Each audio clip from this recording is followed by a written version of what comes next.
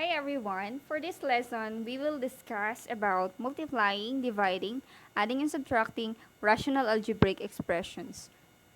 And we all know that in order for us to get the product, the quotient, the sum and the difference of rational algebraic expression, we need to recall on the operations involving fractions because multiplying, dividing, adding, and subtracting rational algebraic expression is the same with multiplying, dividing, adding, and subtracting fractions. So let's start first by discussing about multiplication of fractions. So if we have a fraction a over b, and it will be multiplied by another fraction c over d, the thing that we need to do is to get the product of the numerators or the number on the upper part. That will become AC. Then, the products of the number below the fraction bar or the denominator. So, we get AC over BD. So, that is the general idea about this one. And we need to consider that B and D is not equal to 0. Kailangan hindi siya 0. Now, let's try solving the product of a rational algebraic expression. Okay, let's say for instance, we have x over 5y times 3x squared over 7y cubed. Okay, by following this rule, we need to get the product of the upper part or the numerator. So this will be equal to x times 3x squared.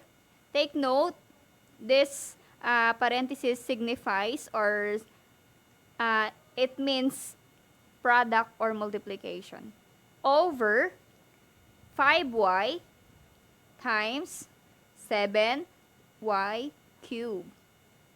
In order to simplify this, we need to multiply the constant by the constant and the variable by the variable. So we have 1 here and a 3 here. So 1 times 3 is 3.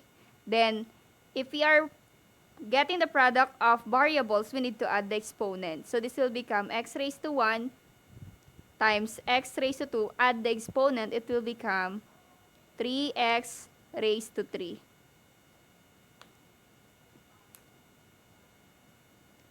Over 5 times 7 is equal to 35. Then y times y cubed is equal to y raised to 4. So this will be our answer. That will be the product of the given fractions. Okay, let's have another example. Let's say we have x plus 2 over x minus 3 times x plus 3 over x minus 1. Okay, we follow the process in getting the product of fractions. So we multiply the upper parts or the numerators. So x plus 2 times x plus 3. After that, we do the same with the denominators. So we have x minus 3 times x minus 1. Then we need to expand the given. We are going to apply the FOIL method. So it will become x times x is x squared. Okay, let's solve this. 2 x plus 2 times x plus 3 using the FOIL method. So FOIL is the first x times x is equal to x squared. Then the outer x times 3 is equal to 3x plus 3x. The inner 2 times x is positive 2x. Then the last 2 times 3 is equal to 6. Okay, so this will be the answer for the upper part. X squared plus 3x plus 2x plus 6. Let's have the denominators. So x minus 3 times x minus 1. Perform FOIL method again. So x times x is x squared. X times negative 1 is negative x. Then, negative 3 times x is equal to negative 3x. Negative 3 times negative 1 is positive 3.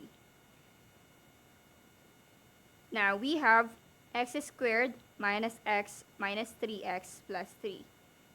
We can simplify this because we have like terms, so we combine like terms.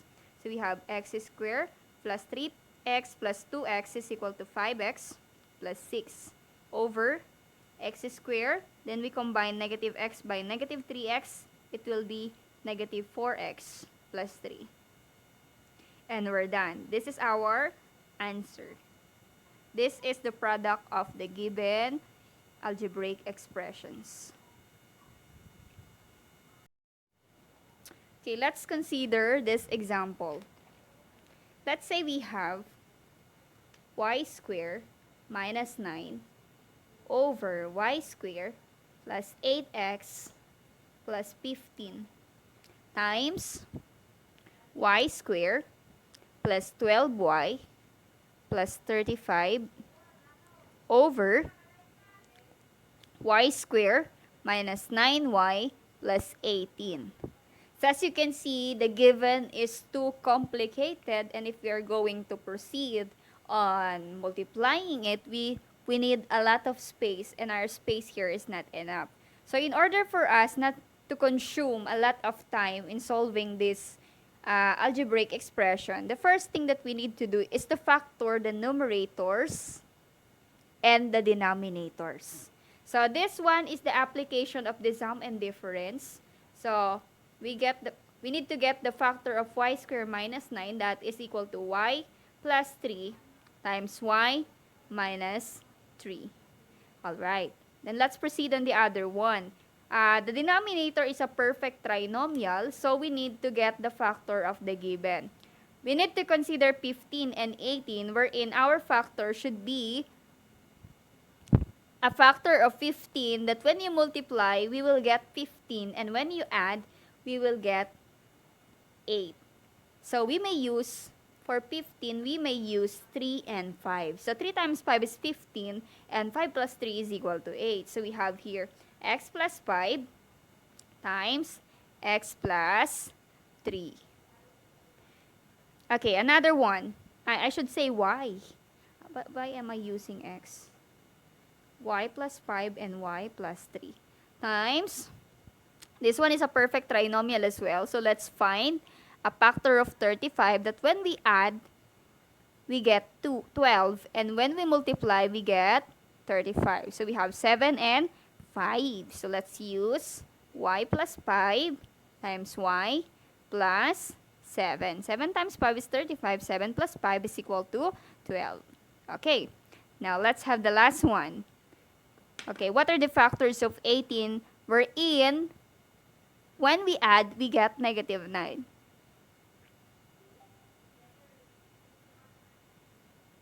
So we have 6 and 3. So 6 times 3 is equal to 18. But we have a negative number here. So we will use negative 6 and negative 3. If we add negative 6 and negative 3, we get negative 9. And if we multiply, we get positive 18. So we have y minus 3 times y minus 6. Okay? Now, after that, we need to simplify this. We need to cancel numbers that are the same. So, we have here y plus 3. Let's check if there is a y plus 3 below. So this one will be cancelled out because they were the same. How about y minus 3? Do we have a y minus 3 below? Yes, we have. So this will be cancelled out. How about y plus 5? There's a y plus 5 here, so we cancel y plus 5. How about y plus 7? None. So meaning to say, the remaining numbers are our answer. So we have y plus 7 over y minus 6. That's it.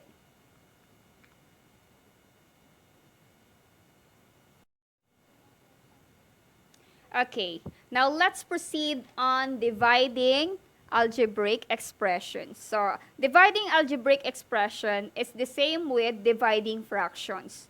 We don't divide directly, but we do multiplication by getting the inverse of our second fraction. Okay, so let's have an example of that one.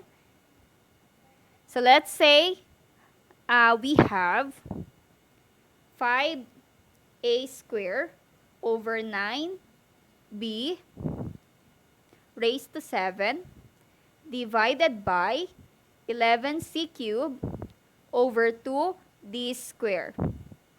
Okay, first we need to change our division sign into multiplication. Just copy this one.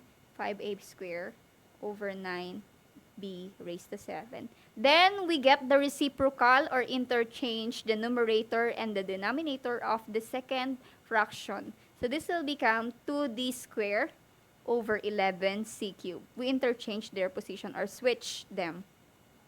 Now, after that, we proceed on multiplying the fractions. So this will become 5a squared times 2d squared over 9b raised to 7 times 11c raised to 3.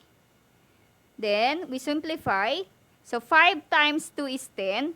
Since we have a different variable here, we just copy the variable, a squared d squared. Take note, you need to arrange your variable from a to z. Then afterwards, let's proceed on the denominator, which is 9 times 11, which is 99. Then after that, b raised to 7 times c raised to 3 is simply b raised to 7, c raised to 3. That's it. That is our answer for our first problem. 5a squared over 9b raised to 7 divided by 11c cubed over d raised to 2d raised to 2, I should say. Now let's have another example.